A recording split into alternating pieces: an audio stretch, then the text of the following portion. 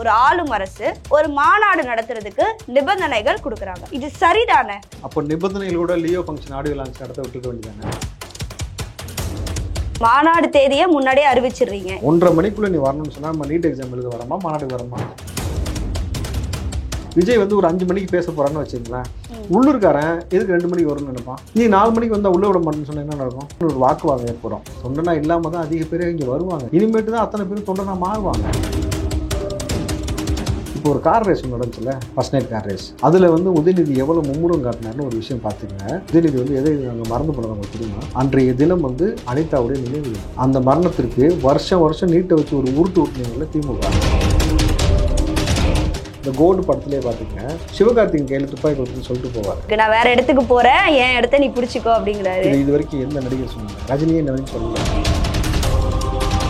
இந்த ஸ்ட்ராட்டஜிக்கலாக அவர் ஒர்க் பண்ண ஆரம்பிச்சதுனால தான் இந்த பயம். ஏன்னா விஜய்க்கு வந்து பின்னாடி ஒரு 2 டீம் இருக்காங்க. அந்த டீம் வந்து ரொம்ப ரொம்ப ஸ்ட்ராட்டஜிக்கலாக ரொம்ப நிதானமாக விஷயத்தை செய்கிறாங்க. அப்படி இல்லைன்னு வச்சுங்களேன், வசவசனம் எல்லா கட்சிக்காரன் போகிறேன்னு சொன்னப்போ இந்நேரம் வந்து எல்லா கட்சிக்காரனும் சேர்த்துருப்பாங்களே.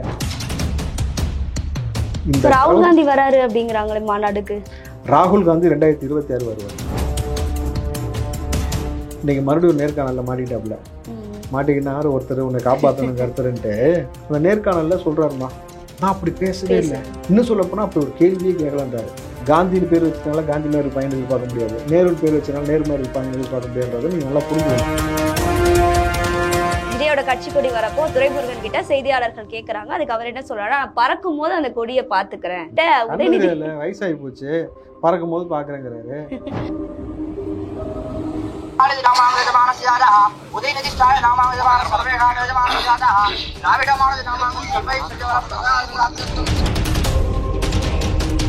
அதிமுக சீமான் விஜய், அதிமுக நாங்க தான் முதலமைச்சர் ஆகணும்வாங்க, சீமான் வந்தானா அவர் முதலமைச்சர் ஆகணும் கேட்பாரு. விஜய்க்கு ரொம்ப தெளிவான ஒரு புரிதல் இருக்கு. ஓகே, அவர் சிஎம் என்னைக்குமே சொல்றாரு.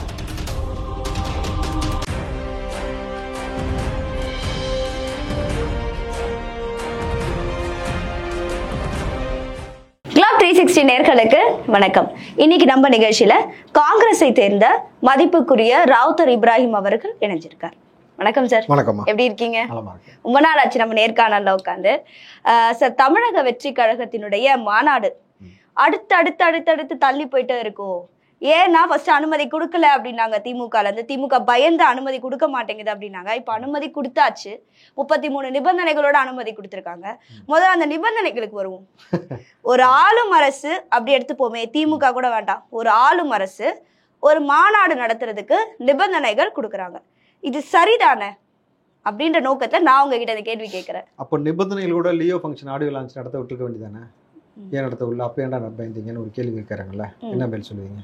லியோ ஆடியோ லான்ச்ல வந்து அப்போ ஏதாவது அரசியல் பேசிடுவாரோ, அது ஏதாவது பிரச்சனையா போயிடுமோ? ஏன்னா பிகில் சரி சொல்லுங்க. இல்ல அப்படி நீங்க சொல்லலையே. நீங்க என்ன சொன்னீங்க? டிராஃபிக் ஆகும்.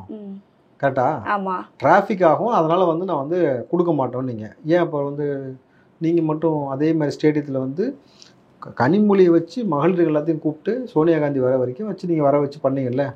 அப்போ சோனியா காந்தி வந்து அவ்வளோ பேர் வரும்போது வராத டிராஃபிக் விஜய் வந்தால் டிராஃபிக் ஆகும் நம்புறீங்க தானே? கரெக்டுங்களா? அப்போ இது எப்படி நீங்க பார்ப்பீங்க? இது வந்து இவர்கள் வேணும்னே ஒரு விஷயத்த வந்து ஒரு பிரச்சனையை உருவாக்கணும். நீங்க ஒரு பிரச்சனையை உருவாக்கணும் தான் செய்தியா மாறும்.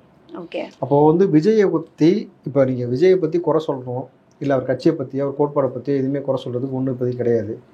மாநாடுக்கு பிறகு தான் தெரியும். மாநாடுக்கு முன்னாடி நீங்கள் விஜயை டார்கெட் பண்ணணும். எப்படி பண்ணுவீங்க? விஜய் வந்து பொசுக்குன்னு எடுத்து பேசிட்டு போயிட்டாரா இல்லையா? போதை கலாச்சாரம் என்பது சீரழிஞ்சு கிடக்கு, ஒரு கட்சியோட தலைவனாக, ஒரு குடும்ப தலைவனை, ஒரு தகப்பனாக நான் பயப்படுறேன் அப்படின்ட்டு. அப்படி அவரை பேசின அந்த 5 நிமிஷம் வந்து ஒரு நேஷனல் நியூஸாக மாறிச்சு இல்லையா? அதே போல் வந்து நாளைக்கு மாநாடு அப்படின்ற ஒரு விஷயம் வரும்போது என்னெல்லாம் சிக்கல் கொடுத்தா அங்கே ஒரு பிரச்சனை உருவாகும், அந்த பிரச்சனையை வச்சு நம்ம அரசியல் பண்ணலாம்னு தான் நினைக்கிறாங்க. அது அப்படி தான் நீங்கள் பார்க்கணும். இல்லாட்டி வந்து எப்படி இப்படி ஒரு கேள்வி எழுப்ப முடியும்னு எனக்கு தெரியல. நீங்கள் அதை என்ன சொல்கிறாங்கன்னா, மாநாடு 2 மணிக்கு அப்படின்னாக்கா 1:30 வந்து நீங்கள் எல்லாம் உள்ள வந்துடணும். செய்தியில வந்து ஆமா, அந்த 33 நிபந்தனைகள் இதெல்லாம் இருந்தது. 2 மணிக்குள்ள வரணும், இத்தனை சைக்கிள், இத்தனை கார், இத்தனை பஸ் தான் அலவுடு, கர்ப்பிணி பெண்களுக்கு தனியான ஒரு இடம் அமர்வதற்கு, அவங்கள பாதுகாப்பா பார்த்துக்க, கர்ப்பிணி பெண்கள், குழந்தைகள், பெண்களுக்கு, இந்த மாதிரி 33 நிபந்தனைகள் அதுல இருக்கு. 1:30 மணிக்குள்ள நீங்க வந்துடணும் அப்படின்னாக்கா நாங்க என்ன நீட் எக்ஸாம் எழுத வரோம்? நீங்க இயல்பா சொல்லுங்களேன். 1:30 மணிக்குள்ள நீ வரணும்னு சொன்னா நம்ம நீட் எக்ஸாம் எழுத வரோமா, மாநாடுக்கு வரோமா? மாநாடுக்கு வரவன் அவன் இஷ்டத்துக்கு தான் வருவான். ஆமா. ஏன்னா ஒரு இடத்துல இருந்து மாநாடு வர போறது இல்லை. தமிழ்நாடு தாண்டி உங்களுக்கு வந்து அதர் ஸ்டேட்ல இருந்து வராங்க, அதர் கண்ட்ரீஸ்ல இருந்து வருவாங்க. அவங்க டிராவலிங் டைம் முன்ன பின்ன ஆகும். அவங்களுக்கு ஃப்ளைட்டோ காரோ கிடைக்கிற டைம் டியூரேஷன் வந்து அவங்களுக்கு எப்படி கிடைக்குதோ அதை பொறுத்து தான் வர முடியும். ஒருத்தன் பக்கத்து ஸ்டேட்ல இருந்து ஒருத்தன் கிளம்பி வராமா, அவனுக்கு 1.5 வரல வெளியே போடானா எப்படி போவாங்க? இல்ல சார், மாநாடு தேதியை முன்னாடியே அறிவிச்சிடுறீங்க. செப்டம்பர் 23, மேபி ஒரு நாள் 2 நாள் முன்ன பின்ன ஆகலாம்னு வச்சுக்கலாமே. முன்னாடியே அறிவிச்சதுக்கு அப்புறமா அதற்கான அந்த பயணத்தை தொண்டர்கள் ஆரம்பிச்சிருவாங்கல்ல. நம்ம 23ஆம் தேதி 2 மணிக்கெல்லாம் அங்க இருக்கணும்பா, அப்படி அதுக்கேற்ற மாதிரியான டிராவல் டைம் இருக்கும். அது மட்டும் இல்லாம விழுப்புரம் ஒன் ஆஃப் த ஜங்ஷனா இருக்கிறது விழுப்புரம் திருச்சி நம்ம தமிழ்நாடை பொறுத்த வரைக்கும். அப்போ விழுப்புரம் மாவட்டம் விக்கிரவாண்டின்னு வரும்போது மேபி அந்த டிராவல் அலவன்ஸ் அவங்களுக்கு கம்ஃபர்டபுளா இருக்கலாம்ல. இது வரைக்கும் திமுக ஒரு மாநாடு நடந்துச்சு, அதிமுக ஒரு மாநாடு நடந்துச்சு. ஆமா சார். காவலிடா மாநாடு நடத்தினாங்களா? ஆமா, இளைஞரணி மாநாடு. அதான் அப்போ காவலிடா உரிமை மீட்பு மாநாடுன்னு நடத்தினானுங்க. இன்னும் சொல்ல போனீங்கன்னாக்கா ஒட்டுமொத்த உரிமையிலும் தொலைச்சி தவிக்கிறது நம்ம. இவங்க உரிமை மீட்பு மாநாடு அப்படி நடத்தினாங்க. ஒரு டைம் டியூரேஷனுக்குள்ள எல்லாத்தையும் உள்ள பட்டியல் அடைக்கிற மாதிரி அடைச்சிங்களா? இந்த பட்டியல் அடைக்கிற ஃபார்முலா நீங்க கண்டுபிடிச்சதானே. ஈரோடு எலெக்ஷனுக்கு அப்படி தான் பண்ணீங்க ஒவ்வொரு இடத்துலையும். அதே போல நீங்க வந்து இத்தனை மணிக்குள்ள தான் வரணும்னா எப்படி சாத்தியப்படும்? எக்ஸாமு பிள்ளைங்க 17 அடிச்சுட்டு வருதுங்க நீட் எக்ஸாமுக்குன்னா வரலாம். மாநாடு விஜய் 5 மணிக்கு பேசுறீங்க, வெளியூரே விடுங்கம்மா, உள்ளூர் எடுத்துக்கோங்களேன். விஜய் வந்து ஒரு 5 மணிக்கு பேச போறான்னு வச்சுங்களேன். உள்ளூர்காரன் எதுக்கு 2 மணிக்கு வரும்னு நினைப்பான்? 4 மணிக்கு போனால் போதும். லோக்கலில் வேலை செய்கிறவன் ஆஃபீஸில் பர்மிஷன் கேட்பான். நான் மாநாடு நடத்துக்கிறேன், நாங்கள் போகிறோம், சீக்கிரம் ஒரு மணி நேரம் பர்மிஷன் கொடுங்கன்னு சொல்லும் பொழுது அவன் ஒரு 4 மணிக்கு வருவானும் போது நீ 4 மணிக்கு வந்தால் உள்ளே விட மாட்டேன்னு சொன்னால் என்ன நடக்கும்? ஏன்டா என் ஊரில் மாநாடு நடக்குது, எங்கால் வந்திருக்காரு, விஜய் வந்திருக்காரு, எங்கள் தலைவர் வந்து பேசும்போது என்னை உள்ளே போடான்னு சொன்னாக்கா அப்படி ஒரு வாக்குவாதம் ஏற்படும். தொண்டனா இல்லைனா கூட விஜயை பார்க்க வருவாங்க.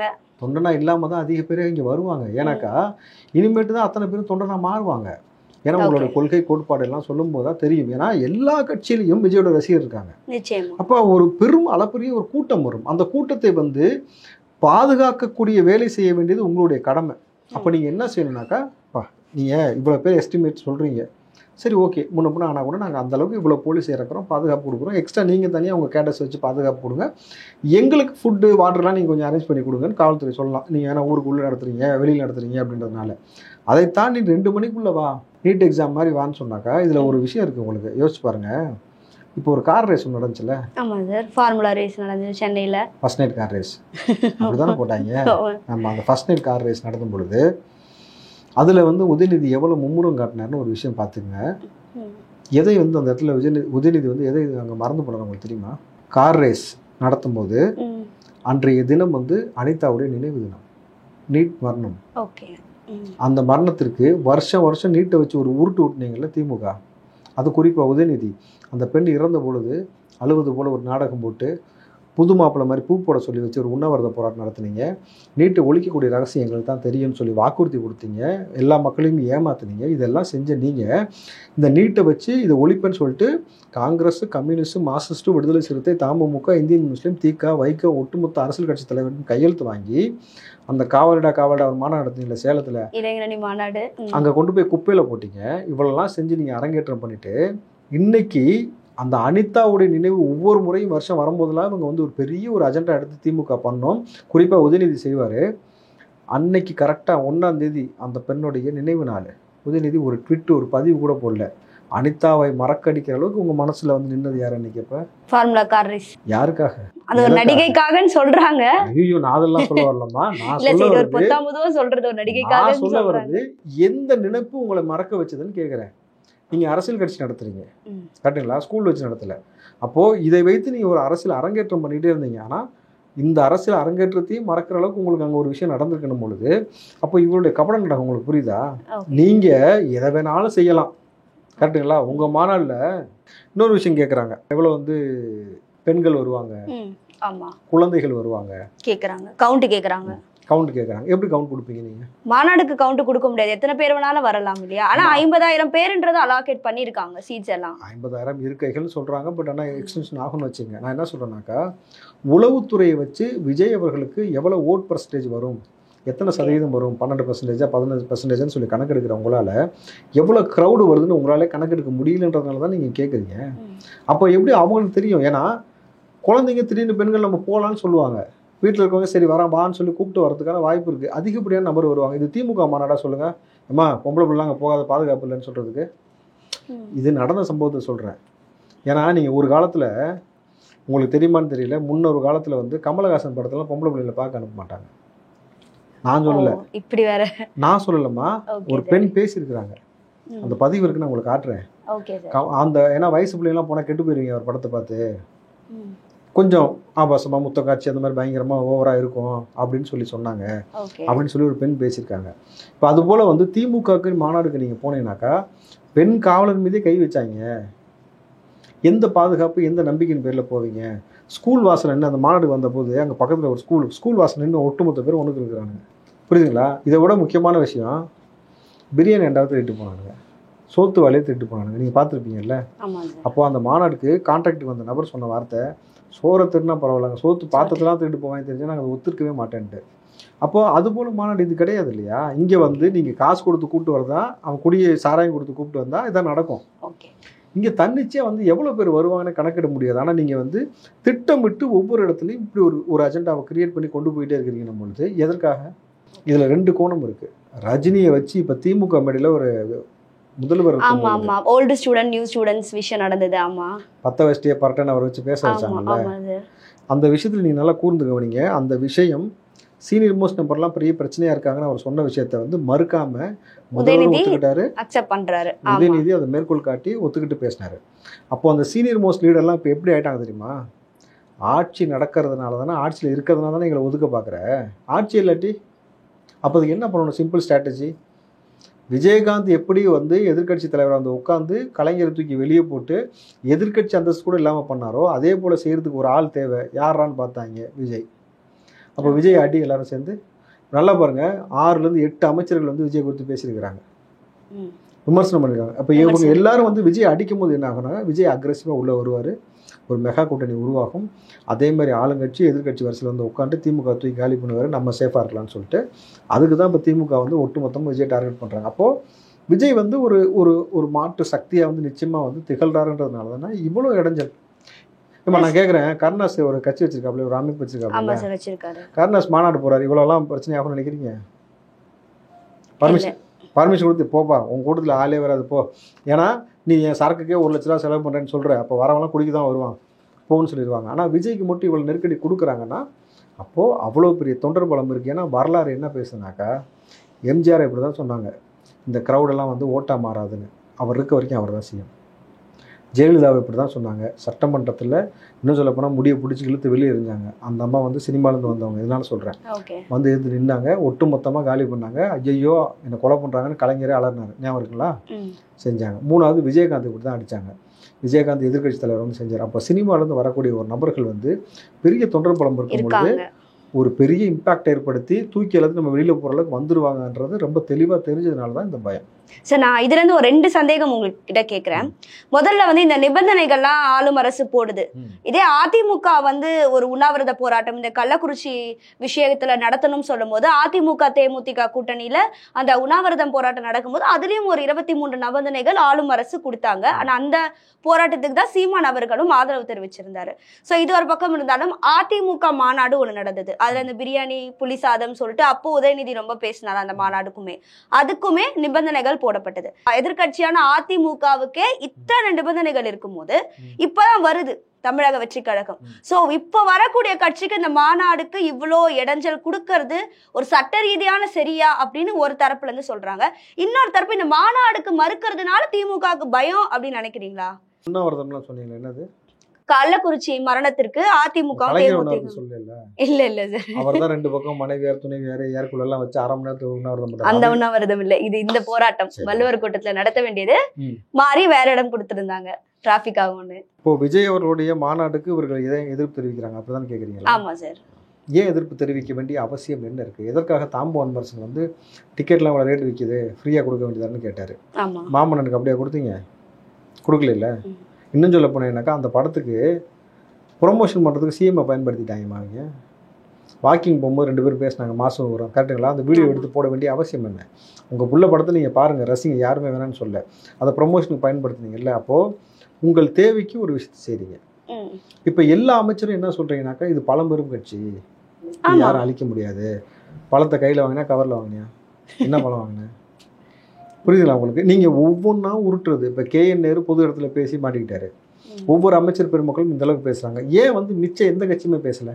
ஏன்னா ஆளும் அரசு தானே சார் எப்பவுமே பேசுவாங்க. அதிமுக எதிர்கட்சி பேச வேண்டிய அவசியம் இல்லையா அவங்களுக்கு? ஆளும் அரசு தான் பேசுகிறாங்கன்னா எலெக்ஷன் நாளை கிடையாது, ஓகே, இன்னும் 1.5 வருஷம் இருக்குது. ஆளும் அரசுக்கு ஏன் பயம்? ஏன் அந்த பயம் அதிமுகவுக்கு இல்லை? ஏன் அந்த பயம் வந்து சீமானுக்கு இல்லை? ஏன் பிற கட்சிகளுக்கு இல்லைனாக்கா, அவர்கள் நம்புகிறாங்க விஜய் வரக்கூடிய பேச எடுத்த சித்தாந்தம் கோட்பாடை பார்க்கும் பொழுதே. என்றைக்கு வந்து இந்த கொடியில் வந்து ஒரு விஷயத்த சொன்னார் இல்லையா, சோழர்கள் வச்சிருந்த அந்த யானைப்படையை காட்டினதாக இருக்கட்டும், குதிரையை காட்டினதாக இருக்கட்டும், அந்த பாட்டில் காளையை காட்டினதாக இருக்கட்டும், வாகை மலராக காட்டினதாக இருக்கட்டும், தமிழுக்காக தொண்டாட்டிய அந்த முன்னோர்களிலிருந்து பறைசாற்ற வகையில் அந்த வார்த்தை வந்ததாக இருக்கட்டும், அவர் எடுக்கக்கூடிய முன்னெடுப்பு எல்லாமே பிறப்புக்கும் எல்லா உயிருக்கும் சொல்லி எல்லாமே எடுத்த அந்த முன்னெடுப்பு எல்லாமே நிச்சயமாக அடி திமுகவுக்கு தான் தெரியுது. ஆனா அந்த பிறப்புக்கும் எல்லா உயிருக்கும் அந்த லைனை வந்து அடிக்கடி கலைஞர் அவர்கள் பயன்படுத்துவாரு. ஒருவேளை அதை கூட இவர் யூஸ் பண்ணிருக்கலாம்னு சொல்றாங்க. கலைஞர் அவர் மஞ்சள் தூண்டை கடைசி காலத்தில் எதுக்கு யூஸ் பண்ணாரா சொல்லுங்க. பகுத்தறிவு பேசுறீங்க, சித்தாந்தம் பேசுறீங்க, ஏன் உங்களுக்கு மஞ்சள் தூண்டு தேவைப்பட்டுச்சு? நீங்க பள்ளி கல்வித்துறையில் இருக்கக்கூடிய அமைச்சர், நீங்க மட்டும் எதுக்கு சாதி கயிறு போட்டிருக்கீங்க? நீங்க உதயநிதி போட நாங்கள் கேட்க மாட்டோம். நீங்க ஸ்கூலுக்குள்ள சில விஷயம்லாம் கரெக்டாக இருக்குன்னு சொல்லிட்டு நீங்க ஏன் போடுறீங்க? கலைஞரே அதை போட்டாங்கன்ற ஒரு கேள்வி இருக்குல்ல. பிறப்புக்கும் எல்லா உயிருக்குன்றது கலைஞர் எழுதலம்மா, எழுதல. ஆனா அவர் அடிக்கடி அதை பயன்படுத்துவாருன்ற திமுக. அதை பயன்படுத்திட்டு, ஆனா அவர் எழுதின புத்தகம் பேர்லாம் உங்களுக்கு தெரியுமா? வான்கோழி, நச்சுக்கணும், எல்லாம் அடல் கண்டென்ட்டு. புரியுதுங்களா? ஸோ அதனால வந்து கலைஞர் ஒரு விஷயத்தை பயன்படுத்தினான்றதுக்காக வேண்டி அப்படி பார்த்தா கலைஞர் தான் தமிழ்நாட்டை ஆண்டாடுறதுக்காக வேற யாரும் ஆளாமே இருக்காங்க? இல்ல சார், தேர்தல்ல வெற்றி தோல்வி சகஜம் தான். ஆனா அந்த வரிய கலைஞர் பயன்படுத்துவாரு. அததான் இப்ப விஜய் வந்து அவருடைய லெட்டர் பேட்ல போட்டிருக்காரு அப்படிங்கிறாங்க. கலைஞர் வரியை மட்டுமா பயன்படுத்தினாரு? வரி பணத்தையும் பயன்படுத்தி இருக்காரு. இன்னும் அவர் பயன்படுத்தினதெல்லாம் போகும். ஆனா கலைஞர் வந்து இப்படி தமிழர்களோட பண்பாட்டையோ கலாச்சாரத்தையோ மேற்கோள் காட்டி எங்கேயும் பேசலை. நீங்கள் கருப்பு சிவப்பை தான் கொண்டு வந்தீங்களே தவிர அதை தாண்டி நீங்கள் வேற எந்த சிந்தனைக்குமே இங்கே வித்துடவே இல்லை. ஏன் வித்துடலைன்னா, பெரியார் இப்படி சொன்னார், பெரியார் இதை சொன்னார், இதை சொன்னார்னு இல்லாத ஒரு திராவிடத்தை நீங்கள் உருவாக்குனீங்க. ஆனால் விஜய் என்ன சொல்கிறாருனாக்கா, இங்கே தமிழுக்காக தொண்டாற்றிய நபர்களை பற்றி ஞாபகப்படுத்துவதாக இருக்கட்டும், நம்மளுடைய முன்னோர்கள் பயன்படுத்திய யானைப்படை, குதிரையாக இருக்கட்டும், வாகை மலராக இருக்கட்டும், ஒவ்வொரு விஷயத்தையும் மேற்கோள் காட்டுறதா இருக்கட்டும், எல்லாமே பார்த்தீங்கன்னாக்கா மரபு சார்ந்து வருது. இன்னும் சொல்ல போனால் கலைஞர் எங்கேயுமே வந்து மாணவ பிள்ளைகளை அரசியல் பழகுங்கள், அதை ஒரு துறையாக தேர்ந்தெடுங்கன்னு சொல்லவே இல்லை. படிக்கிற பிள்ளைய சொல்லிட்டாக்கா அவன் ரொம்ப பிரில்லியண்ட்டாக வச்சு தேர்ந்தெடுத்துருவான்ட்டு. அதனால தான் வெறும் குடிக்கிறத மட்டும் டார்கெட் பண்ணி எல்லாத்துக்கும் வந்து இப்போ வந்து ரேஷன் கடையில் சரக்கு விற்கிறதுக்கு இப்போ ஒரு முன்னெடுப்பு நடத்தாங்க பார்த்தீங்களா? அப்போது இவருடைய நோக்கம் என்னவாக இருக்குது? இப்போ விஜயோட நோக்கம் என்னவாக இருக்குது? படிக்க வைக்கணும். மாணவ பிள்ளைகளை படிக்க வைக்கிறது இல்லைம்மா, மாணவ பிள்ளைகளை அரசியல் பழகு, அரசியலுக்கு வா நான் இருக்கேன்னு சொல்கிறாரு. அப்போது வேறு கோணத்தில் அரசியலை கொண்டு போகிறாரு. அப்படின்னும் பொழுது இவங்களை தன்னிச்சையாக ஒரு பயம் வருது. நீங்கள் சாதாரணமாக ஒவ்வொரு அதிமுக காரன் கடைசி வரைக்கும் அதிமுக காரனாக இருப்பான். அதிருப்தியில் சில சமயத்தில் வந்து மாற்றி ஓட்டு போடலாம். திமுக காரனும் அப்படி தான். ஆனால் எல்லா கட்சியிலையும் ஒருத்தர் இருக்கிறான்னா அது யாருன்னா விஜய் ரசிகராக இருக்கிறான். இங்கே இன்னொரு விஷயம், அஜித் அரசியலுக்கு வரல, ரஜினி வரல, அந்த கமலஹாசன் வந்து உதயநிதிக்கு முத்தம் கொடுத்துட்டு சுற்றுறாரு, சரத்குமார் கட்சியை கழிச்சு விட்டாரு. புரிஞ்சுங்களா? அப்போது இந்த சினிமாவிலேருந்து வரக்கூடிய ஒரு பிரபலமாக இருக்கக்கூடிய ஒரு மாஸ் ஹீரோக்கு வந்து இந்த மிச்ச ரசிகர்களாக இருக்காங்கல்ல, அவன்லாம் வந்து ஏற்கனவே ஒரு அதிருப்தி மனநிலையில் இருப்பான்ல. என்னடா மாறி மாறி ஆட்சி செஞ்சுட்டு என்ன செஞ்சாங்க, ஒன்றுமே செய்யலைன்ட்டு. இப்போ இவர்களுக்கு எல்லாத்துக்கும் ஒரு புதிய ஒரு முகம் தேவைப்படுது பொழுது அந்த முகம் ஏற்கனவே ஒரு லேபிளாக இருக்குல்ல. அந்த முகம் விஜய் சொன்னாக்கா இன்றைக்கி வந்து எல்லா ஸ்டேட்லையும் தெரியுது. அந்த லேபிளாக வரும்பொழுது என்ன ஆகிறாங்கனாக்கா, அப்போ அந்த லேபிளை பார்த்தா உங்களுக்கு பயம். அந்த லேபிளுக்கு எல்லாருமே ஓட்டு கன்வெர்ட் ஆகி அது அப்படியே மாறிடுச்சுனாக்கா வரலாறு காண்பித்தது கண்ணுக்கு மட்டும் திமுக வந்துக்கிட்டே இருக்குது. எம்ஜிஆர், ஜெயலலிதா, விஜயகாந்தன். அப்போ என்ன பண்ணணும்? விஜயை வளர விடாமல் பார்த்துக்கொள்ளணும். எப்படி கூட்டணி கட்சிகள் எல்லாத்தையும் வந்து கூட்டணியிலே வச்சுக்கிட்டு அவங்களை கடைசி வரைக்கும் வளர விடாமல் செய்கிறாங்களோ அதை செய்யணும்னு நினைக்கிறாங்க. ஆனால் விஜய் வந்து கூட்டணிக்கு வரமாட்டான்னு தெரிஞ்சு போச்சு. அப்போ என்ன பண்ணணும்? வர்றதுக்கு முன்னாடி நெருக்கடி கொடுக்கணும், அழிக்கணும், அதுக்கு என்ன வேலைலாம் பண்ணணுமோ அதை பண்ணணுன்ற ஒரு முன்னெடுப்பு எடுக்கிறாங்கன்னு தான் அவங்க மீது தானே குற்றச்சாட்டு. இப்போ இப்படி தான் இருக்கும். ஆனால் ஒன்று, களம் ரொம்ப சூடாக. ஓகே சார், இப்போ திமுக விஜயோட ஸ்டார்டம் பார்த்து பயப்படுதுன்னு நினைக்கிறீங்களா, இல்லை விஜயை பார்த்து பயப்படுதுன்னு நினைக்கிறீங்களா? ரெண்டு ஒன்று தானே. இல்ல, ஸ்டார்டம்னு வரும்போது ஒரு மாஸ் ஹீரோ, அவ்வளோ தொண்டர்கள் இருக்காங்க. இதே விஜய் ஒரு சாதாரண ஹீரோவா இருந்து அவர் இப்படி கட்சி தொடங்கி இருந்தா இந்த அளவுக்கு கூட்டம் வந்திருக்காது. அப்போ அவரோட ஸ்டார்டம்க்கு கிடைக்கிறது தான் அந்த மரியாதை. இல்லை இல்லை, நீங்கள் அப்படி பார்க்கக்கூடாது. ஸ்டார்டம் தாண்டி விஜய்க்குன்னு ஒரு இண்டிவிஜுவல் குவாலிட்டி ஒன்று இருக்குது. ஓகே, அந்த குவாலிட்டி தான் இன்னைக்கு கட்சி ஆரம்பிக்கலாம் ஒரு முன்னெடுப்பு எடுக்க வச்சது. எந்த குவாலிட்டி நினைக்கிறீங்க? ஸ்டார்டம் கிடையாது. ஏமா ஸ்டார்டம் வந்தால் இன்னைக்கு இவ்வளோ ரசிகர், இவ்வளோ நடிகர் இருக்காங்கல்ல, இவ்வளோ சம்பளம் வாங்கிட்டு இருக்காங்கல்ல சொகுசா, நமக்கு எதுக்கிட்ட வம்புன்னு கம்புன்னு தானே இருக்காங்க. யாருமே உள்ளே வரல. அப்போது இந்த க்ரௌடெல்லாம் தாண்டிட்டு விஜய்க்குள்ளே இருக்கக்கூடிய அந்த தாட் ப்ராசஸ் ஒன்று இருக்குல்ல, இல்லை இந்த மக்கள் வந்து தொடர்ச்சியாக ஏமாற்றப்பட்டு கொண்டே இருக்கிறார்கள், இங்கே வந்து மக்கள் தொடர்ச்சியாக பாதிப்பு உள்ளாக்கிட்டே இருக்கிறாங்க, அப்போ இவர்களுக்கு நம்ம ஏதாவது செய்யணும். இன்னும் சொல்ல போனீங்கன்னாக்கா உச்சபட்சம் இப்போ 200 கோடி 250 கோடி இந்த படத்துக்கு வாங்குறாரு, சம்பளம் வாங்குறாரு. அப்போது இவ்வளோ பீக்கில் இருக்கும்போது இன்னும் எத்தனை கோடி கேட்டாலும் கொடுக்க தயாராக இருக்கும்போது விட்டுட்டு உள்ளே வராருல, அந்த இண்டிவிஜுவல் குவாலிட்டி தான் அவங்கள பார்த்தா பயப்பட வைக்குது. அசால்ட்டாக எப்படி ஒரு சம்பளம் வாங்கிட்டு இவ்வளோ பெரிய க்ரௌட் இருக்குது, மார்க்கெட் இருக்கும்போது வேணான்னு தூக்கி போட்டு உள்ளே வராப்லன்னா, இப்போ விஜய்க்கு புரிஞ்சுக்கிச்சு இங்கே வந்து லேக் இருக்குது, வெற்றிடம் இருக்குது, நீங்கள் வந்து ஏமாத்துறாங்கன்ற விஷயத்த எடுத்து பேசினாக்கா இந்த க்ரௌடெல்லாம் சேர்ந்து அப்படியே கன்வெர்ட் ஆயிருன்ற அந்த ஒரு பயம் தான் உங்களுக்கு உள்ளுக்குள்ளே வந்து என்ன சொல்கிறது, யாருக்கு தெரியும் எத்தனை பேர் மாநாடுக்கு அப்புறம் ஐக்கிஸ் போட்டு சுத்த போகிறாங்களோ. சார், எம்ஜிஆரை பத்தி நீங்க சொன்னீங்க, கடைசி இந்த கேள்வி கேட்டுறேன். விஜயை பத்தினது. எம்ஜிஆரை பத்தி நீங்க சொன்னீங்க, தொடர்ந்து அரசியல், அதாவது சினிமால இருக்கிறவங்க முதலமைச்சர் ஆனாங்க. எம்ஜிஆரா இருக்கட்டும், முதலமைச்சர் ஜெயலலிதாவா இருக்கட்டும், விஜயகாந்தா இருக்கட்டும்.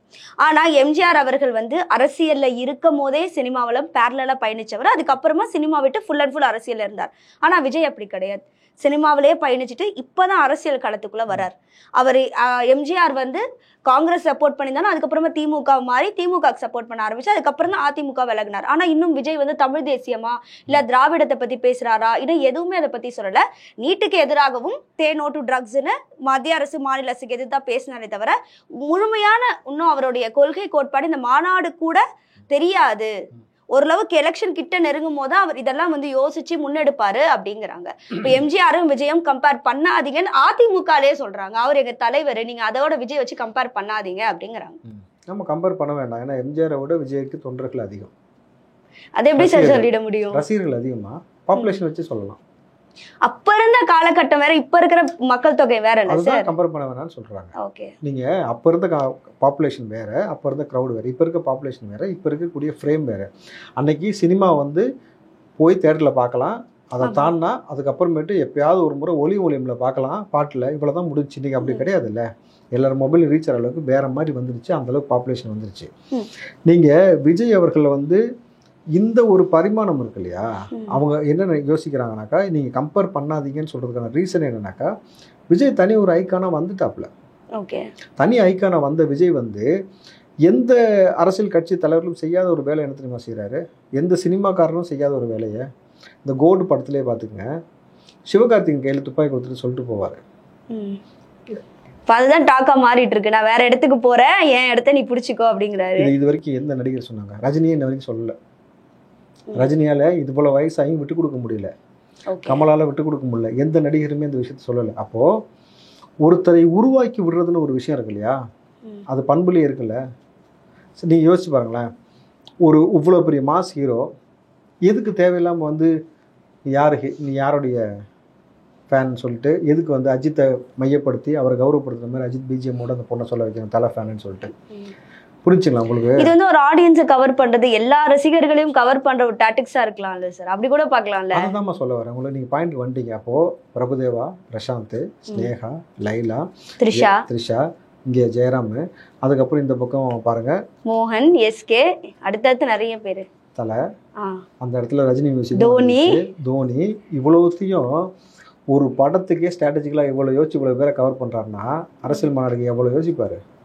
ஏன் இந்த ஸ்ட்ராட்டஜி உங்களுக்கு புரியல? இங்கே உங்களுக்கு என்ன தெரியுமா, நீங்கள் என்ன செய்கிறீங்கன்றதெல்லாம் முக்கியம் கிடையாது, எப்படி அதை வந்து உங்கள் தன்வசப்படுத்துறீங்க, அவங்கள எப்படி ஓட்டாக கன்வெர்ட் பண்ணுறீங்க, அதுதான் முக்கியம் அரசியலை பொறுத்த வரைக்கும். ஒரு படத்துக்கு இவ்வளோ யோசிச்சு செஞ்ச ஒரு நபர் அரசியலுக்கு எவ்வளோ யோசிச்சிருப்பாரு. இன்னும் சொல்ல போனீங்கன்னாக்கா, எந்த அளவுக்கு இங்கே வந்து சூழல் போயிட்டு இருக்குன்னு உங்களுக்கு தெரியும். 70 ஆண்டு கட்சி இருக்குது, 50 ஆண்டு கட்சி இருக்குது, இதை தாண்டி பல கட்சிகள் இருக்குது, சாதிய கட்சிகள் இருக்குது, தேசிய கட்சிகள் இருக்கு. இதையெல்லாம் தாண்டி ஒருத்தர் கட்சி ஆரம்பிக்கணும் ஒரு முனைப்போட வந்து இன்னைக்கு இவங்க இவ்வளோ காம்படிஷன் மத்தியில் உள்ள வரான்னா யோசிக்காமே வருவார். அவருக்கு பேச தெரியலன்றீங்க, மாநாட்டில் பேசுவார்ல. நீங்கள் சொன்னீங்கல்ல, இது எப்படி அவர் சித்தாந்தம் தெரியல, 2026 தான் தெரியும்னு. நிச்சயமாக மாநாட்டில் தெரியும். ஏன்னா ஒரு மாநாடுன்னு ஒன்று நடத்துனா ஒரு தீர்மானம்னு ஒன்று நிறைவேற்றுவாங்க. ஓகே, குறிப்பிட்ட ஒரு 10 தீர்மானம் நிறைவேற்றுவாங்க. அந்த 10 தீர்மானத்திலேயே தெரிஞ்சிடும் யார் எதிர்க்கிறாரு, என்ன சித்தாந்தம் பேசுறாருன்ட்டு. ஒரு தீர்மானம் ஒருத்தர் கொண்டு வந்தாங்கன்னா அந்த தீர்மானம் எப்படி இருக்குன்னா அரசியல் களத்தை புரட்டி போடணும். உதாரணத்துக்கு சொல்கிறேனே, விஜய் அவர்கள் ஒரு 10 தீர்மானத்தில் ஒரு 5 தீர்மானம் இனிமேட்டு தமிழ்நாட்டில் பொறுத்த வரைக்கும் தண்ணீர் என்பது விற்பனை கூடமாக மாறாது. இலவச குடிநீர், ப்ரைவேட் கேன், அது அந்த பேச்சே கிடையாது. கவர்மெண்ட் உங்களுக்கு எல்லாத்துக்கும் சுத்தமான குடிநீர். எல்லா தெருவுகளிலும் அரசாங்க உணவகம் அமைக்கப்படும். கம்மியான விலையில் எல்லா தெருவுலையும் எப்பயுமே ஃபங்க்ஷன் ஆகும். அதை தாண்டி இனிமேட்டு வந்து ஒரு நபர் போதிய ஆதாரத்துடன் இவ்வளோ தான் உங்களுக்கு சாராயம் கொடுக்கப்படும், டாஸ்மார்க்கில் இவ்வளோ தான் வாங்க முடியும், அப்புறம் பூர்ண மதுபாலை கொண்டு வந்திருக்கும். இந்த சிஸ்டமேட்டிக் கொண்டு வருவோம். 4வது இலவச கல்வி. இலவச கல்வின்றது ஸ்கூல் காலேஜஸ்க்கெலாம், ப்ரைவேட் எல்லாத்துக்குமே என்னென்னா இதுதான் ஃபீஸ் ஸ்ட்ரக்சர். இதுலேருந்து ₹1 எக்ஸ்ட்ரா வாங்கினாலும் அந்த கல்லூரியோ பள்ளியவோ அரசாங்கம் கையகப்படுத்தும். இலவச மருத்துவம். அந்த மருத்துவத்தை தாண்டி எல்லாத்துக்கும் ஒரு க்ரைட்டீரியா கொண்டு வந்து இவ்வளவு தான் வாங்கணும், இதை தாண்டி வந்து உங்களுக்கு வந்து மக்கள் வாங்கக்கூடாது. அப்படி மக்களுக்கு அந்த சுமை இருக்குனாக்கா நீங்கள் அரசாங்க மருத்துவத்தை வந்து நாடிக்கலாம். இப்படி ஒரு சிஸ்டமேட்டிக் கொண்டு வர, இந்த ஸ்கீம் கொண்டு வர, இது மூலம் எவ்வளோ பெரிய நோயாக இருந்தாலும் அரசாங்கமே உங்களுக்கு செஞ்சு கொடுக்கும். ப்ரைவேட் டாக்டர்ஸ் எல்லாத்துக்குமே வந்து ஒரு பக்கா ரூல்ஸ் போட்டு கொண்டு வந்துட்டான்னு வச்சுங்களேன். இப்படி சிஸ்டமேட்டிக்காக கொண்டு வரதை தாண்டி ரொம்ப இவர் ஸ்டூடெண்ட்ஸை கவர் பண்ணுறாருல, ஸ்டூடெண்ட்ஸை கவர் பண்ணுற மாதிரி இன்னொரு மேட்டர் சொல்கிறேங்க இல்லைங்க. இன்றைக்கி பாலியல் அத்துமீறல்கள் எவ்வளோ நடந்துகிட்டு இருக்கு நம்ம பார்த்துக்கிட்டு இருக்கோம். தொடர்ச்சியாக பள்ளிகளில் நடக்கக்கூடிய பிரச்சனைகள்லாம் பார்க்குறோம். எல்லா ஸ்கூல்ஸ்லேயும் இனிமேட்டு சிசிடிவி போடப்படும். விஜய் சொல்கிறாருன்னு வச்சுங்க, எல்லா ஸ்கூல்லையும் சிசிடிவி போட்டு பேரண்ட்ஸ்க்கு ஐபி ஐடியா கொடுத்துருவோம், நீங்கள் எப்பயுமே 24/7 உங்கள் பிள்ளைங்களை பார்த்துக்கிட்டே இருக்கலான்னு சொல்லும் பொழுது இப்படி அக்ரெசிவ் ஒரு 10 தீர்மானம் போடுறாரு. யாருமே போடாத தீர்மானம். அரசியல் காலத்தை புரட்டி போடுமா இல்லையா? இது கூட யாரை எதிர்க்கணும், எந்த சித்தாந்தம் எதிர்க்கணும்னு நினைக்கிறீங்களோ அவங்களை எதிர்த்தும் ஒரு 4 தீர்மானம். சார், இந்த இலவச கல்வி, இலவச மருத்துவம்னா ஆல்ரெடி நிறைய கட்சிகளை சொல்லிட்டாங்களே, செஞ்சாங்களா? ஓகே, இப்போ விஜய் மட்டும் முதலமைச்சர் ஆகிட்ட இதெல்லாம் சாத்தியப்படும் நினைக்கிறீங்களா? சொந்த காசுல இருந்து ஆணவ பிள்ளைகளுக்கு தங்கம் வயிறுன்னு கொடுத்துருமா? சாத்தியப்படாதா? ஆட்சி அதிகாரத்தில் உட்கார வைக்கும்போது சாத்தியப்படுமா படாதா? நீங்கள் உங்கள் அப்பாவுக்கு காயின் வெளியிட சொல்லிட்டு கலைஞருக்கு அதை வச்சு நீங்கள் வருமானம் பார்த்தாரு 10,000 விலை வச்சு, கரெக்டுங்களா? இவர் கை காசுலேருந்து கொடுக்குறாப்புல எல்லாத்துக்கும். ஏன் சாத்தியப்படாது? நிச்சயமாக சாத்தியப்படும். அதான் சொன்னால, இந்த ஸ்ட்ராட்டஜிக்கலாக அவர் ஒர்க் பண்ண ஆரம்பித்ததுனால தான் இந்த பயம். ஏன்னா விஜய்க்கு வந்து பின்னாடி ஒரு 2 டீம் இருக்காங்க. அந்த டீம் வந்து ரொம்ப ரொம்ப ஸ்ட்ராட்டஜிக்கலாக ரொம்ப நிதானமாக விஷயத்தை செய்கிறாங்க. அப்படி இல்லைன்னு வச்சுங்களேன், வசவசனம் எல்லா கட்சிக்காரன் போகிறேன்னு சொன்னப்போ இந்நேரம் வந்து எல்லா கட்சிக்காரனும் சேர்த்துருப்பாங்களே. மாநாடு வரைக்கும் யாரையும் சேர்ப்பதாவே இல்லை அவங்க. ஏன்னா இந்த ராகுல் காந்தி வராரு அப்படிங்கிறாங்களே மாநாடுக்கு. ராகுல் காந்தி 2026 வருவாருமா? ஓகே, நிச்சயமா வருவாரு. கூட்டணிக்கா? ஓகே, கூட்டணிக்காக மட்டும் இல்லை, அந்த நேரத்தில் ஒரு மாநாடு போடுவாங்க. ஓகே, விஜய் காங்கிரஸும் சேர்ந்து ஒரு மாநாடு போடும், அதுக்கு நிச்சயம் வருவார். இப்போ ஏன் வரலனாக்கா, இன்னைக்கு இருக்கக்கூடிய அரசியல் சூழ்நிலையில் இவர் இந்த பக்கம் வந்துட்டாக்கா இவங்க உடனே போய் பிஜேபி பக்கம் நின்றுவாங்க. பிஜேபி பக்கம் நின்றுட்டா இங்கே மறுபடியும் பாதிக்கப்படக்கூடியது நம்ம தான். இதை கருத்தில் கொண்டு இந்த விஷயம்லாம் அங்கே தெரியப்படுறதுனால தமிழ்நாட்டு மண் சார்ந்து மக்களுடைய நலன் சார்ந்து ராகுல் காந்தி இப்போதைக்கு இங்கே வரல. எப்போ வரணுமோ வருவார், ஆனால் நிச்சயமாக வருவார். சார், நீங்கள் அரசியல் களத்தை பார்த்துட்டு தான் இருக்கீங்க. விறுவிறுப்பாக நடந்துட்டு இருக்க அரசியலில் அடுத்தடுத்த அமைச்சர்கள் பேசிட்டு தான் இருக்காங்க. ஆனால் குறிப்பாக ஒரு அமைச்சர் வந்து இப்போ வந்து ஒரு மாநில தலைவராக இருந்த ஒரு பெண்மணியை ஒருமையில் பேசியிருக்காரு. அந்த வீடியோவை நீங்கள் பார்த்துருப்பீங்க லைவ் ப்ரெஸ் மீட்டில். முதல்ல அதை பற்றி என்ன நினைக்கிறீங்க? ஒருமையில் ஒரு அரசியல் தலைவரை ஒரு அமைச்சர் பேசுவதை பற்றி நீங்கள் என்ன நினைக்கிறீங்க? நாடாவை அவிழ்த்து பாவாடையை தூக்கினால் தெரியும்னு கலைஞர் கருணாநிதி சட்டமன்றத்தில் பேசினார். ஓகே, அங்கே ஆரம்பித்த பஞ்சாயத்து இன்ன வரைக்கும் சிவாஜி கிருஷ்ணமூர்த்தி வரைக்கும் பேசிக்கிட்டு இருக்காங்க. சிவாஜி கிருஷ்ணமூர்த்தி பதிவு பண்ண வார்த்தை, சின்னவரை நான் பார்த்துக்கிறேன்றாரு, பெரியவர் முறைக்கிறாரு. அப்போது ஆபாசமாக பேசுவதற்கு நீங்கள் தூண்டுறீங்க, செய்ய வைக்கிறீங்க, உங்களுக்கு அது ஜீன்லேயே ஊறி இருக்கணும் பொழுது இந்த அமைச்சர் பெருமக்கள் பேசுறதை பற்றி நீங்கள் என்ன ஆச்சரியப்பட முடியும்? ஏன்னா இதுதான் திராவிட மாடல்னு சொல்கிறாங்கல்ல. ஓகே, ஏன்னா நீங்கள் எஸ்சி ஒரு சமூகத்தை இழிவுபடுத்தக்கூடிய வார்த்தை ஒருத்தர் பேசினார். எஸ்சி, ஓசி, மலமல்லம் சமூகம் நான் சொல்லி ஆர் ராஜா பேசினதாக இருக்கட்டும், அம்மாவுக்கு 1000 பொண்ணுக்கு 1000 போட்டு பாய் ஃப்ரெண்ட் ரகசியமாக வச்சுக்கோன்னு சொன்னதாக இருக்கட்டும், இன்றைக்கி ஒரு ஆளுநராக இருந்திருக்கிறாங்க அவங்க தமிழிசை. அவங்கள பார்த்து கேள்வி எழுப்பும் பொழுது விஜய், அதுவும் விஜய் குறித்து பேசும்போது வேற எதுக்கும் அவர் கோவப்படவே இல்லை. பாருங்களேன், எல்லாத்துக்கும் வந்து வேற மாதிரி நக்கல் ஏண்டி பண்றாரு. விஜய்க்கு மாநாடுக்கு நீங்க இடைஞ்சல் கொடுக்குறீங்கன்னா எவ்வளவு உணர்ச்சி வசப்பட்டு என்ன பேசினார் பத்தியில, அவள்கிட்ட போய் கேளு. அவளை கேளுங்க, என்னையாங்க கேக்குறீங்க? ஏங்க என்ன கேக்குறீங்க? அவளை கேளுங்க, என்னையாங்க கேக்குறீங்க? ஏங்க என்ன கேக்குறீங்க? இன்னைக்கு மறுபடியும் நேர்காணல்ல மாட்டிட்டாப்புல. மாட்டிக்கினாரு ஒருத்தர் உன்னை காப்பாற்றணும் கருத்துருன்ட்டு. என்ன ஆச்சுனாக்கா, அந்த நேர்காணல்ல சொல்றாருமா, நான் அப்படி பேசவே இல்லை, இன்னும் சொல்ல போனா அப்படி ஒரு கேள்வியே கேட்கலன்றாரு. கேள்வியா என்கிட்ட கேட்கல, அவங்கள பத்தியா என்கிட்ட கேட்கலமா, ஏமா அதை போய் பேசிட்டு. காந்தின்னு பேர் வச்சதுனால காந்தி மாதிரி இருப்பாங்கன்னு எதிர்பார்க்க முடியாது, நேருன்னு பேர் வச்சனால நேரு மாதிரி இருப்பாங்கன்னு எதிர்பார்க்க முடியாதுன்றதை நீங்க நல்லா புரிஞ்சுக்கணும். ஏன்னா அதே கட்சியில காந்தின்னு ஒரு ஆள் பேசி வச்சிருக்காருல்ல, பாவப்பட்டவன் தான் ஆம்பளையா பிறப்போமா, போன ஜென்மம் பாவம் பண்ண வந்து ஆம்பளையா பிறப்பினாக்கா அதாவது போன ஜென்மத்துல நம்ம புண்ணியம் பண்ணிதான் நமக்கு பெண் குழந்தையும், பாவம் பண்ணிதான் ஆண் குழந்தையும் பிறக்கும்னு அவர் சொல்லியிருக்காரு. அப்ப இன்னைக்கு முதலமைச்சர்ல இருந்து இவ்வளவு அமைச்சர் பெருமக்கள் இருந்து எல்லாமே பாவம் பண்ணாங்களா என்னன்னு புரியலையே. சரி, எல்லாம் பாவப்பட்ட ஜென்மம் தானே ஆம்பளை, அப்ப எதுக்கு கல்யாணம் முடிச்சு வைக்கிறீங்க? கல்யாணம் முடிச்சே வைக்காதீங்க, எல்லாரும் தனித்தனியாக வச்சு உங்கள் வீட்லேயே வச்சுங்க பத்திரமா. கரெக்டு தானே? அதான் சொல்லணும்ல, இவங்க திராவிட மாடலுக்கும் பகுத்தறிவுக்கும் சம்பந்தம் இல்லாத வேலை. இல்ல இப்ப கொஞ்ச நாளா திமுக அமைச்சர்கள் இப்படி பேசுறாங்களோ, அடுத்தடுத்த விமர்சனத்துக்குள்ள ஆகணும் அப்படின்னு நடந்துக்கிறாங்களோ. ஏன்னா துரைமுருகன் அவர்கள்கிட்ட இந்த கேள்வியை கேட்கும் போது கட்சி கொடி, விஜயோட கட்சி கொடி வரப்போ துரைமுருகன் கிட்ட செய்தியாளர்கள் கேட்கறாங்க. அதுக்கு அவர் என்ன சொல்றாரு, நான் பறக்கும் போது அந்த கொடியை பாத்துக்கிறேன் அப்படின்னு துரைமுருகன் சொல்றாரு. உதயநிதி கேட்ட உதயநிதி வயசாகி போச்சு பறக்கும் போது பாக்குறேங்கிறாரு.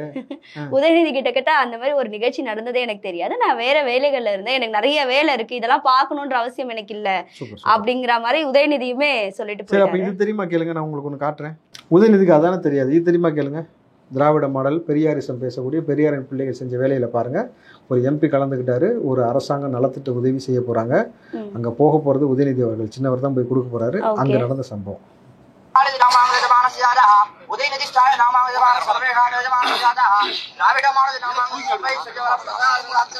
கோபம் பண்ணிருக்காங்களா சார் உதயநிதி பேர்ல, திராவிட மாடல் பேர்ல? என்னன்னு கேக்குது உங்களுக்கு? உதயநிதி சுவாகா, திராவிட மாடல் சுவாகா, என்னது இது? சனாதானத்தை பேசக்கூடியவர்கள் இப்படி பண்றாங்க. பகுத்தறிவு பேசக்கூடியவர்கள்மா பெரியாரின் பிள்ளைகள் சொல்றவங்க. நீங்க முருகனுக்கு மாநாடு நடத்துனீங்க, ரைட்டு. ஆனா அந்த இடத்துல மாணவ பிள்ளைகளை வச்சு கந்த சஷ்டி கவசம் சொல்ல வைப்பேன்னு தீர்மானம் நிறைவேற்றினீங்க. எப்படி? இல்ல அந்த மாநாடுல கிளியரா சொல்லிட்டாங்களே, ஆன்மீகம் வேற சனாதானம் வேற, நாங்க ஆன்மீகத்துக்கு எதிரானவங்க கிடையாது அப்படிங்கிறாரு. கவர்மெண்ட் ஸ்கூல் பிள்ளைங்க தானே கூப்பிடுவீங்க. 28/1 தெளிவா சொல்லுது, அரசாங்க பள்ளிகள் இருக்கக்கூடிய அரசியல், அதாவது அரசாங்க பணத்தில் செயல்படக்கூடிய அரசு பள்ளிகள்லையோ கல்லூரிகள்லையோ இது போன்ற விஷயங்கள் செய்யக்கூடாது. அப்போ எப்படி தீர்மானம் நிறைவேற்றினீங்க? புரிஞ்சா உங்களுக்கு? இவங்க திராவிட மாடல்லாம் எப்படி போயிட்டு இருக்குன்ற உங்களுக்கு. அப்போது இவர்கள் சௌரியத்துக்கு என்ன வேணாலும் செய்வாங்க.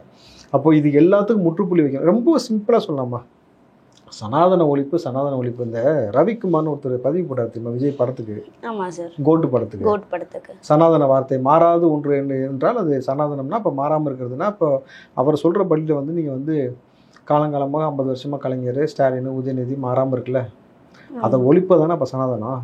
அப்போ விஜய் உள்ளே வரான்னா சனாதன ஒழிப்பு தானே. அப்படி பாருங்க, அதனால தான் பயம் வருது. எல்லாத்தையுமே நம்ம இப்படி பார்க்கலாம் அப்படிங்கிறீங்க. ஆனா அவங்க வேற ஒரு கண்ணோட்டத்துல அந்த குற்றச்சாட்டை முன்வைக்கிறாங்க. ஆனா கோட்டு படத்துக்கு எந்த விதமான எதிர்ப்பும் திமுக சைட்ல இருந்து வரல சார். அதுவும் நம்ம ஒத்துக்கணும். ஏன்னா ஃபர்ஸ்ட் இல்ல 9 மணி ஷோக்கு பெர்மிஷன் கொடுத்துருந்தாங்க, ஸ்பெஷல் ஷோக்கு தானே அனுமதி ரத்து பண்ணியிருந்தாங்க. நீங்க அப்பெல்லாம் சொல்லக்கூடாது. இதுல நீங்க எல்லாரும் மறந்த ஒரு விஷயம் சொல்லட்டுமா, கோட்டு படம் ரிலீஸ் ஆன 5 மணி நேரத்துக்குள்ள நெட்ல ரிலீஸ் ஆயிடுச்சு. ஓகே, எப்படி ரிலீஸ் ஆக முடியும்? உங்க கட்டுப்பாட்டில் இருக்க அரசாங்கம், உங்க கட்டுப்பாட்டில் தான் உளவுத்துறை, எல்லாமே உங்கள்ட்ட தான் இருக்கும். சைபர் கிரைம்ல இருந்து ஒட்டுமொத்தமா இருக்கு. தமிழ் ராக்கர்ஸ் அந்த வெப்சைட்டை கூட இப்போ கிளியர் பண்ணிட்டேன்னு சொல்றாங்க. அப்ப எப்படி விஜயோடைய படம் ரிலீஸ் ஆன 5 மணி நேரத்துக்குள்ள நெட்ல வந்து எல்லாரும் படம் பார்த்தாங்க உட்காந்து? இது எப்படி? நீங்க எதிர்ப்பு தெரிவிக்கலன்னு சொல்றதெல்லாம் தாண்டி இந்த விஷயம் நடந்துட்டு அங்க போக மாட்டான்ல, வசூலை தடுக்க முடியும். இது ஒரு மறைமுக யுக்தியா ஒரு வேலை நடந்திருக்கல, எப்படி சாத்தியம்னு கேட்குறேன். இப்போ புரிஞ்சுக்கோங்க, இதுதான் இந்த அரசியலை ஒழிக்கணும், இந்த அரசியலை மாற்றணுன்றது தான் விஜய் பாடுபடுறாரு. பார்ப்போம். இப்போ விஜயோட அந்த வசீகரம், விஜயோட அந்த ஸ்டார்டம் இதெல்லாம் தாண்டி விஜய் அப்படிங்கிற அந்த ஒற்றை வார்த்தைக்காக தான் எல்லா தொண்டர்களும் அவரோட ரசிகர்களும் வந்து அவ்வளோ உற்சாகத்தோட ஆரவாரமா வந்து கொண்டாடுறாங்க சார். இதெல்லாம் ஒரு பக்கம் இருந்தாலும் மாநாடுக்கு என்னதான் எதிர்ப்பு தெரிவிச்சாலும் இப்போ அனுமதி கொடுத்து அந்த நிபந்தனைகளோட நடத்தலாம் அப்படின்னு சொல்றாங்க. இந்த ஒரு கட்சியாவது நிபந்தனைகள் எல்லாம் சரி பண்ணி சரியான முறையில மாநாடு நடத்தினா அதுவே ஒரு சிறப்பு வாய்ந்த மாநாடாதான் தமிழ்நாட்டுல அமையும். ஏன்னா எம்ஜிஆர் ஒரு டைம்ல இப்படிதான் மாநாடு நடத்தினாராம். அத்தனை நிபந்தனைகளோட கூடிய ஒரு மாநாடு சிறப்பா நடத்தி முடிச்சிருக்காரு. அவ்வளவு தொண்டர்கள் வந்திருந்தாங்க. எம்ஜிஆர் இருக்கும் வரை அவர் தான் செய்யும். ஆமா, அதான் நடக்கும். இப்பே சொல்லிடுறேன், இந்த ரூல்ஸ் அண்ட் ரெகுலேஷன் நிச்சயமா விஜய் கட்சி நபர்கள் ஃபாலோ பண்ணுவாங்க. அதுக்கப்புறம் இனி விஜய் இருக்கிற வரைக்கும் அவர் தான் சிஎம் அப்படிங்கிறீங்க. பார்க்கலாம். ஏன்னா 2026 தேர்தல் களம் கண்டிப்பா ஒரு விறுவிறுப்பான சுறுசுறுப்பான தேர்தலா தான் இருக்கும். ஏன்னா அடுத்தடுத்து கட்சிகள் யாரோட கூட்டணி 2027 விஜய் வந்து சிஎம் கிடையாது, எதிர்கட்சி தலைவரா. பட் அதுக்கு அடுத்த எலெக்ஷன்ல வந்து நிச்சயமா வந்து ஓவர் கான்பிடன்ஸா இல்லையா சார் எதிர்கட்சி தலைவர் ஒரே தேர்தல்ல? ஏமா முதல் தேர்தலே ஒரு எதிர்கட்சி தலைவரா வரக்கூடிய அளவிற்கு உயர முடியுமா? ஏன்னா அதிமுக இருக்கு, பிஜேபி இருக்கு, திமுகவே இருக்கு. ஒரு ஆளும் கட்சியானா கூட அடுத்தடுத்து இத்தனை கட்சிகள், அதுவும் அனுபவம் வாய்ந்த கட்சிகள். சீமானும் மாநில அந்தஸ்து வாங்கிட்டாரு. அதிமுக, பிஜேபி, அதிமுக, சீமான், விஜய் கூட்டணி வைக்கிறாங்க. ஓகே. வர ஓ, முடியுமா? இந்த கூட்டணி அமைப்பு அது சாத்தியமா சார்? அதிமுக சீமான் விஜய், அதிமுக நாங்க தான் முதலமைச்சர் ஆகணும்வாங்க, ஆமா, சீமான் வந்தானா அவர் முதலமைச்சர் ஆகணும்னு கேட்பாரு. விஜய்க்கு ரொம்ப தெளிவான ஒரு புரிதல் இருக்குமா? ஓகே. அவர் சிஎம் என்னைக்குமே சொல்லல. அவர் சொல்லும் போது என்ன சொன்னார்? நான் தளபதினு தான் சொன்னாரு. தளபதி என்போம் நான் உங்களை வழி நடத்த போறேன். அவர் எடுத்தவொடனே சிஎம் ஆக மாட்டோன்றது அவருக்கு தெரியும். சிஎம் ஆகிறது ஒரு இலக்கு கிடையாது. ஓகே. இங்க யாரு சிஎம்மோ அவங்களுக்கு சரியான ஆட்சி கொடுக்க வேண்டிய இடத்துல ஒரு கிங் மேக்கரா உட்கார்றது தான் அவருடைய இலக்கு. அதுக்கு பிறகுதான் எப்பயுமே நல்லா பார்த்துங்க, எம்ஜிஆர் கட்சி ஆரம்பிச்சு 10 வருஷம் கழிச்சு தான் சிஎம் ஆனாரு. ஆமா. அப்படி இருக்கும் பொழுது எடுத்தோன்னே இவர் சிஎம் காசு போடுவாரா? அவருக்கு தெரியும் இல்லையா? பட் ஆனா எதிர்க்கட்சி தலைவர்கள் வரணுன்றது அவருக்கு தெரியும் நல்லாவே. அதுக்கு என்ன செய்யணும்? ஸ்ட்ராங்கான கூட்டணி. யாருமே வேணாம், வெறும் அதிமுக விஜய் அவர்கள் ஒரு கூட்டணி வைக்கிறாங்க. என்ன நடக்கும்னு நினைக்கிறீங்க? இப்ப வெற்றி வாய்ப்பு இவங்களுக்கு தான். ஏன்னா இப்ப திமுக மேல அதிருப்தி இருக்கு மக்கள் கிட்ட. இப்ப அதுவும் இல்ல, நம்ம 3 வருஷமா பார்க்கணும். இருக்கு. அதான் 3 வருஷமா இந்த ஆட்சியில இருக்கு. சோ இந்த அதிருப்தியும் தாண்டி இந்த மெகா கூட்டணி நீங்க சொல்ற மாதிரி அமைஞ்சிட்டா அப்போ தேர்தல் களத்துல நிறைய மாற்றங்கள். அன்னைக்கு ராகுலும் வருவார். நீங்க வெயிட் பண்ணி பாருங்க. எல்லாத்துக்கும் வெயிட் பண்றோம் சார். ஏன்னா நீங்க சொல்றதை கேட்கும் போதே ரொம்ப சுவாரஸ்யமாவும் வியப்பாவும் இருக்கு. ஏன்னா இத்தனை ஆண்டுகளா களத்துல இருக்கிற 2 கட்சிகள் உடனே வரக்கூடிய புதிய கட்சியோட இணைந்து அதுல ஒரு மாற்றம் ஏற்பட்டா அதுதான் இந்திய தேர்தலே ஒரு புதுவிதமான புரட்சியா இருக்கும். ரொம்ப நாள் கிடையாது 2026 சட்டமன்ற தேர்தலுக்கு. இன்னும் 1 வருஷம் தான். இந்த 1 வருஷத்துல என்ன வேணாலும் நடக்கலாம். மாநாடுக்கு அப்புறம் எப்படி வேணாலும் மாறலாம். களம் ரொம்ப சூடாகும். ஓகே. அவங்க கட்சி சார்பா ஆட்கள் போடுவாங்க, களம் வேலை செய்வாங்க. அதுக்கப்புறமேட்டு உங்களுக்கு தர்க்க ரீதியா ஆள் போடுவாங்க, ஊடகத்துல உட்காந்து வேலை செய்வாங்க. இந்த களம் என்பது தடுக்கவே முடியாது. என்ன ஆனாலும் பாருங்க, நீங்க நிச்சயமா சொல்றேன், 2026 என்பது ஒரு மெகா கூட்டணியில் உருவாகக்கூடிய ஒரு ஆட்சியாக இருக்கும். அந்த ஆட்சி நிச்சயமாக திமுகவுக்கு சவுக்கடி கொடுக்கக்கூடிய ஆட்சியாக இருக்கும்.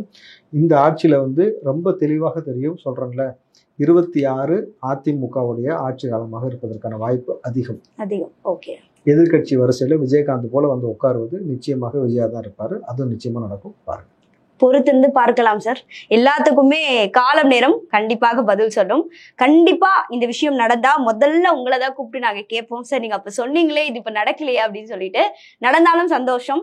மக்களுக்கு தேவை மாற்றம். அது யாரு கொடுத்தாலும் நம்ம அதை வரவேற்க தான் போறோம். இன்னைக்கு நிகழ்ச்சியில கலந்து நிறைய விஷயங்களை பகிர்ந்துக்கிட்டீங்க. நன்றி சார். நன்றிமா.